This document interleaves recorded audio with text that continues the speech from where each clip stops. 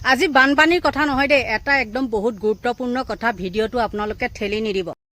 সকলোকে নমস্কাৰ জনাইছো আৰু এটা গুৰুত্বপূৰ্ণ বিষয় লৈ আপোনালোকৰ ওচৰত আহিছো আৰু এই বিষয়টো অতি ভয়ানক।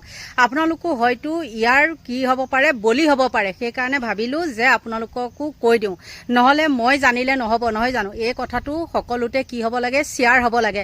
আজিৰ পৰা ৩-৪ বছৰৰ আগত আপোনালোকৰ নিশ্চয় মনত আছে, মঙলদৈ এখন মেডিকেলত এইডছ বেমাৰীৰ কিমান পয়োভৰ ঘটিছিলে, এটাৰ পৰা কিমানখিনি হৈছিলে হয়তো আপোনালোকৰ মনত আছে, আকৌ সেইটো ক'ব নালাগে। কিন্তু ঠিক তেনেকৈয়ে এগৰাকী মহিলাই অভিযোগ কৰিছে যে সেই মহিলাগৰাকীয়ে কোৱাৰ মতে GMC এইডছতো তেনেকুৱা হৈছে এজন ২৪ বছৰীয়া যুৱকৰ। আৰু তেওঁলোকে কি কৰিছে, মহিলাগৰাকী ওচৰতে আছিলে, তেওঁ শুনি আছিলে কথাখিনি। যেতিয়া নেকি ল'ৰাজনৰ কিবা হাত ভাগিছে বুলি কৈছে মহিলাগৰাকীয়ে, আৰু হাত ভগাৰ পিছত যেতিয়া নেকি এইবিলাক প্লাছ কৰিব লাগে বুলি কৈছিলে, কিবা লগাব লাগিব আৰু প্লেটলেট কিবা লগাব লাগিব, তাৰ আগতে কিছুমান নিয়ম নীতি থাকে নহয় জানো, ব্লাড টেষ্ট কৰা কিবা কৰা এনেকুৱা থাকে। আৰু ব্লাড টেষ্ট কৰোঁতেই ধৰা পৰিলে তেওঁ HIV আছে।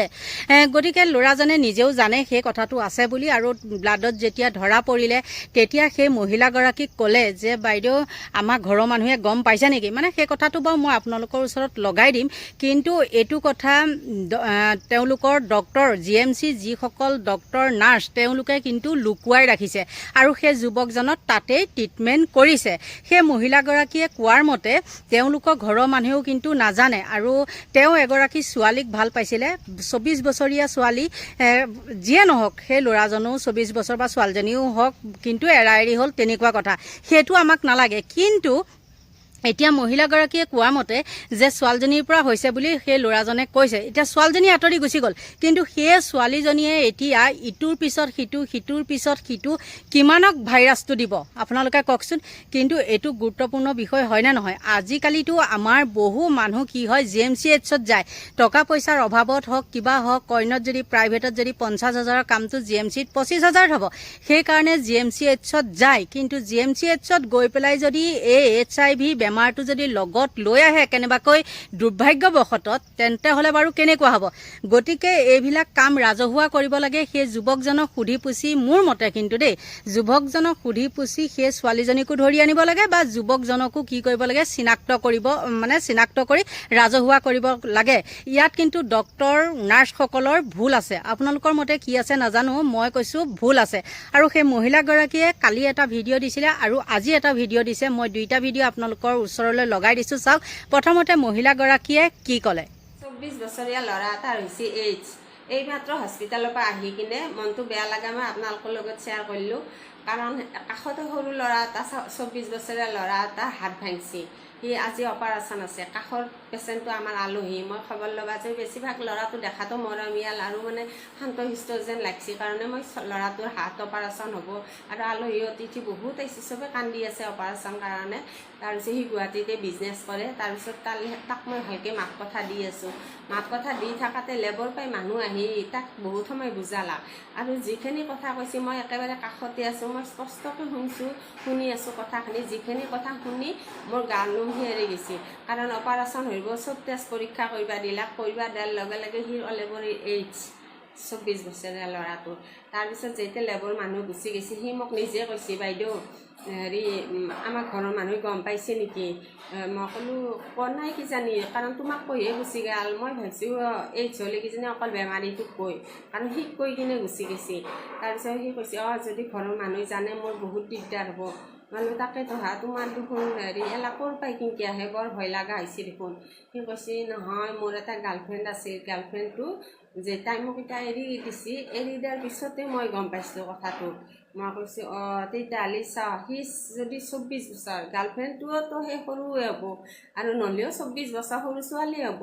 গতিকে তাক এৰি কিনে তাই এতিয়া কাক দিছে, কিমানক দিছে এই বেমাৰটো। এলাটো গুৱাহাটীৰে কাহিনী, এলা একদম স্পষ্ট মই নিজে আহিলোঁ। গতিকে কিমান ডাঙৰ কথা হৈ আছে তলে তলে নহয়। গতিকে একেবাৰে বহুত ভয় লগা কথা। আৰু বিয়া চিয়াৰ ক্ষেত্ৰতো পুষ্টি চব কৰি এইচ হেৰি মানে টেষ্টটোহে পৰীক্ষা কৰা ভাল। আৰু এইৰো মানে কি হৈছে, ছোৱালীওতো কিমান বদমাছ, কিয় গুচি যাব লাগে, দিও ভাল পাইছা, দিয়ক থাকিব লাগে বোলে। এইচ হৈছে তোমাৰো ময়ো যিহেতু দিলোঁ, আমি দুয়ো বিয়া হৈ থাকিম। সেনেকৈওতো দিও থাকিব পাৰে লগ হৈ ফূৰ্তি। কিন্তু এৰি থৈ গ'ল, এৰাৰ পিছত তাই গম পালা। এতিয়া আজি গোটেই বংশগোষ্ঠীয়ে গম পাব, ঘৰৰ মানুহে কান্দি আছে। তাৰ হাতখন অপাৰেশ্যন কৰিব, হাতখন অপাৰেশ্যন কৰাৰ পিছত ভাল হ'ব পাতি চাতি লগাৰ পিছত।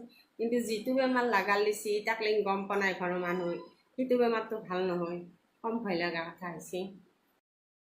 এইটো আছিল মহিলাগৰাকীৰ প্ৰথমটো ভিডিঅ', যি নেকি মই পাইছিলোঁ, আৰু হয়তো বহু লোকে পাইছিলে। কিন্তু বহু লোকে যদি এই ভিডিঅ'টো মানে ঠেলি দিয়ে, তেন্তে হ'লে কিন্তু বহুত বেয়া কথা হ'ব।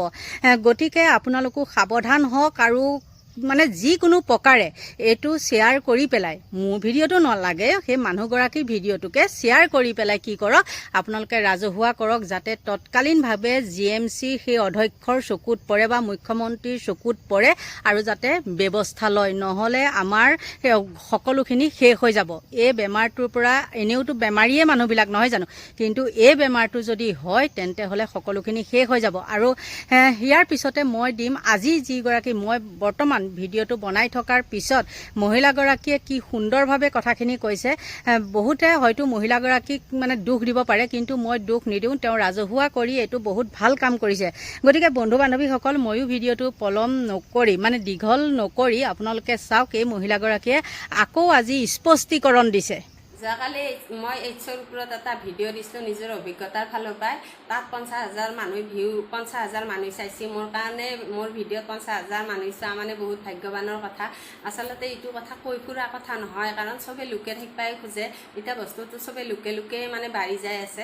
কিন্তু আমাৰ হস্পিটেলত মানে কি কৰে, যেতিয়া সেইটো বেমাৰ হয়, সেইটো বেমাৰ নাম দিয়ে নকয় তাহোঁ, মানে HIV বুলি নকয়। কাৰণ কিবা এটা তাহোঁ নিজে এটা নাম দিয়ে, যিটো নাম কেৱল তাহাঁতৰ মাজতহে, ডাক্তৰ নাৰ্ছবিলাকৰ মানে হস্পিটেলৰ কৰ্মচাৰীৰ মাজতহে সেইটো নামটো মানে বুজি পায়। কাৰণ পেচেণ্টটো যাতে দুখ নাপায়, কষ্ট নাপায়। কাৰণ তাহাঁতৰ দায়িত্বই মানে বেমাৰীক, যিকোনো বেমাৰীক সুস্থ কৰি লোৱা তাহাঁতৰ দায়িত্ব। গতিকে তাহোঁ সেনেকৈ থাকে। আৰু যেতিয়া HIV বুলি গম পাই লগে লগে ডাক্তৰ নাৰ্ছবিলাক দুখন গ্লভছ পিন্ধে, প্ৰকাণ্ড বাকচ এটাত তেওঁৰ বস্তু ব্যৱহাৰ কৰাৰ কাৰণে বস্তু দি দিয়ে। দি কিনে মানে কি হয় না, কাৰণ নখৰ গুৰত যদি সৰুকৈ ছাল গৈছে, সেই ছালখিনিত যদি তেখেতৰ ব্লাড লাগছে, তেতিয়াও মানে সেইটোও বেমাৰী হৈ যাব। গতিকে সেনাহান সাৱধানতাৰ মাজত তাহোঁ চলে, সেনেকৈ আমিও সাৱধান হ'ব লাগিব। কাৰণ ধৰক গণেশগুৰি বা পাণবজাৰ এনেকৈ ৰাতি যি কিছুমান তিৰিআপি ওলাই আহে, সেইকেইটাৰ মাজতে যে এলা বেমাৰ থাকিব সেইটো কথা নহয়। কিন্তু কাৰণ চৰিত্ৰটোতো আমি দেখা নাপাওঁ। ভাল কাপোৰ পিন্ধি ভাল ভদ্ৰভাৱে চলা মানুহৰ মাজতো থাকে। তাৰোপৰি চৰিত্ৰ বেয়া নহয়, কিছুমান ফচিও যায়। কাৰণ ধৰক ফল মূল যদি কাটা বস্তু খাই, ধৰক তেখেতৰ যদি আছে লোকে থৈ দিছে, আনকেওতো আমি খাব পাৰোঁ, সেনেকৈওতো আমাৰ গাত আহিব পাৰে। গতিকে আমাৰ নিজে সাৱধানে থাকিব লাগিব। কাৰণ হেৰি মানে গুগলত চাবচোন, আমাৰ অসমত চবত কৰি অসমত বেছি হৈছে। কাৰণ আছে অসমত পিনি দি ঘূৰি আছে, আৰু সেইকাৰণে বেছি হৈ যাই আছে বস্তুগিলা। গতিকে নিজে আমি ভালকৈ থাকিব লাগিব আৰু সাৱধানে থাকিব লাগিব, তেতিয়া মানে আমাৰ মৰণ নাই। ধন্যবাদ। আপোনালোকে হয়তো দুইটা সৰু ভিডিঅ' ক্লিপ দেখিলে। দেখাৰ পিছত আপোনালোকে নিজে কওকচোন, ইয়াৰ ব্যৱস্থা ল'ব লাগে নে নালাগে। আৰু আপোনালোকে যিমান পাৰে ভিডিঅ'টো শ্বেয়াৰ কৰি দিয়ক, যাতে সেই GMCৰ অধ্যক্ষ হওক বা মুখ্যমন্ত্ৰীৰ হওক চকুত পৰে। আৰু স্বাস্থ্যমন্ত্ৰীটো কামেই নাই, সেইজন সিংঘাল কি আৰু নাজানো, আৰু বেটাৰ গোজ। গতিকে কাম নাই, আৰু তৎকালীনভাৱে ইয়াৰ ওপৰত তদন্ত হ'ব লাগে বুলি মই ভাবোঁ। আৰু আপোনালোকে কি ভাবে মতামত